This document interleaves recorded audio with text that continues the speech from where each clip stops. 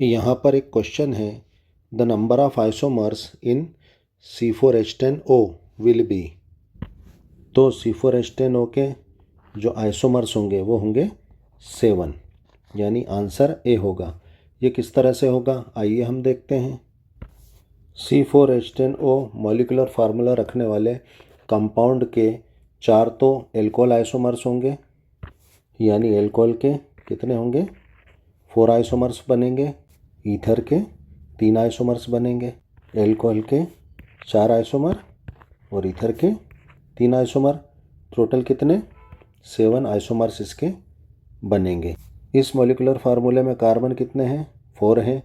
तो ये कार्बन हम कितने तरीके से अरेंज कर सकते हैं। हम इन कार्बन्स को एक तो सीधी चेन में, स्ट्रेट चेन में यानी नॉर्मल कंडीशन में जो है इसको अरेंज कर सकते हैं। और यहाँ पर हमारा फंक्शनल ग्रुप एल्कोहल है ना, 4 तो एल्कोहल बनाएगा ये। हम कार्बन की वैलेंसी यहाँ पर हाइड्रोजन से कंप्लीट करें तो यहाँ CH3 आ जाएगा, यहाँ CH2, क्योंकि कार्बन के चारों तरफ 4 बॉन्ड्स होना चाहिए। यहाँ पे CH2 आ जाएगा, यहाँ पर CH2 आ जाएगा। काउंट करें 10 हाइड्रोजन्स हो रहे हैं कि नहीं, 3 2 5 2 7 8 9 और 10 है ना, और एक ऑक्सीजन।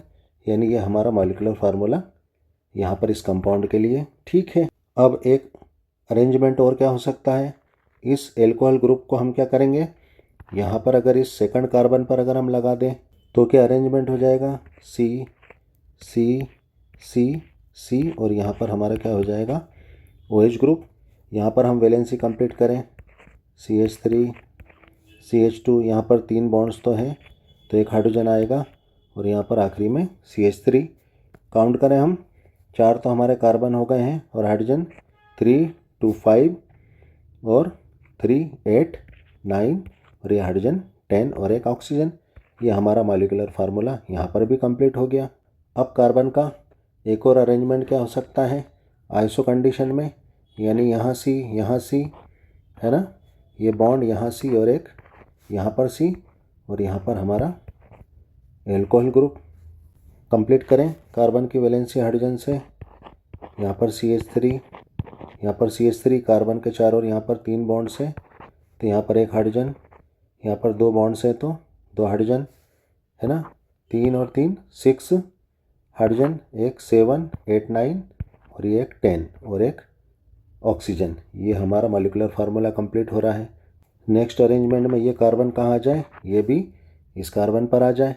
तो नेक्स्ट एल्कोहल का अरेंजमेंट क्या हो जाएगा, यहाँ पर जो है कार्बन, यहाँ कार्बन, यहाँ कार्बन, यहाँ पर कार्बन, ठीक है, ये 4 कार्बन हो गए, और यहाँ पर हमारा एल्कोहलिक ग्रुप। कार्बन की वैलेंसी कंप्लीट करें, CH3 यहाँ पर चारों बॉन्ड्स हैं, यहाँ कोई हाइड्रोजन नहीं, यहाँ पर 3। अब ये 3 3 3 9 हाइड्रोजन और ये एक 10 और एक ऑक्सीजन।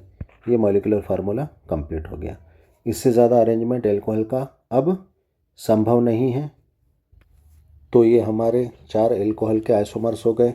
एक तो 1 ब्यूटेनॉल या ब्यूटेन 1 ऑल, ये 2 ब्यूटेनॉल या ब्यूटेन 2 ऑल, ये 2 मेथिल 1 प्रोपेनॉल या 2 मेथिल प्रोपेन 1 ऑल, और ये वाला जो है 2 मेथिल 2 प्रोपेनॉल या 2 मेथिल प्रोपेन 2 ऑल। अब हम शेष ईथर के 3 आइसोमर्स चेक करेंगे। इस मॉलिक्यूलर फार्मूले के लिए ईथर का क्या अरेंजमेंट हो सकता है, एक कार्बन, ये ईथर हमारा फंक्शनल ग्रुप, और जो है यहाँ पर 3 कार्बन है ना, टोटल 4 कार्बन्स हो गए यहाँ पर, 1 2 3 4। अब कार्बन की वैलेंसी हम कंप्लीट करें तो यहाँ पर CH3 2 बॉन्ड्स हैं तो यहाँ पर 2 हाइड्रोजन, यहाँ पर भी 2 बॉन्ड्स हैं तो यहाँ 2 हाइड्रोजन, यहाँ पर एक बॉन्ड है तो यहाँ 3 हाइड्रोजन। देखिए यहाँ पर 10 हाइड्रोजन है कि नहीं, 3 और 3 6 7 8 9 10 और एक ऑक्सीजन, ठीक है। एक ही हमारा आइसोमर हो गया ईथर के लिए। कार्बन का और क्या अरेंजमेंट हो सकता है, इस कार्बन को हम इस कार्बन पे भी लगा सकते हैं, यानी ईथर का क्या हो जाएगा, ये आइसोफॉर्म बन जाएगा। यानी ये कार्बन, ये ईथर, ये कार्बन और ये इसका ईथर का आइसोफॉर्म। कार्बन की वैलेंसी कंप्लीट करें, CH3 3 बॉन्ड से तो एक हाइड्रोजन लगेगा, यहाँ CH3 और यहाँ पर CH3। देखें हम हाइड्रोजन कितने हैं, 4 कार्बन तो हो गए, 3 और 3 6, 7 8 9 10। ठीक है, ये मॉलिक्यूलर फार्मूला हमारा बन गया। अब हम जो है सममित यानी सिमेट्रिकल ईथर की बात करें तो इस कार्बन को हम यहाँ पर भी जो है डाल सकते हैं। तो क्या हो जाएगा, ये कार्बन हमारा ईथर, ये कार्बन और ये कार्बन, यानी CH3 CH2 CH2 CH3। ये ईथर क्या है, सिमेट्रिकल है, ऑक्सीजन के दोनों तरफ सेम एल्किल ग्रुप्स हैं। तो ये हमारा ईथर का आइसोमर क्या हो जाएगा, 1 मेथॉक्सी प्रोपेन। हम जानते हैं कार्बन में हम जो है जंप करके नंबरिंग नहीं कर सकते, तो फंक्शनल ग्रुप हम इसको मानेंगे। तो ये नंबरिंग यहाँ से 1 2 3 होगी। तो 1 पर क्या है, हमारा मेथॉक्सी ग्रुप है, तो ये हो जाएगा 1 मेथॉक्सी और 1 2 3 यानी प्रोपेन। यहाँ पर अगर हम देखें तो 1 2 3, 2 पर क्या है, मेथॉक्सी ग्रुप है, तो 2 मेथॉक्सी और 1 2 3 यानी प्रोपेन। यहाँ पर अगर हम देखें तो ये हो जाएगा इथॉक्सी ईथेन।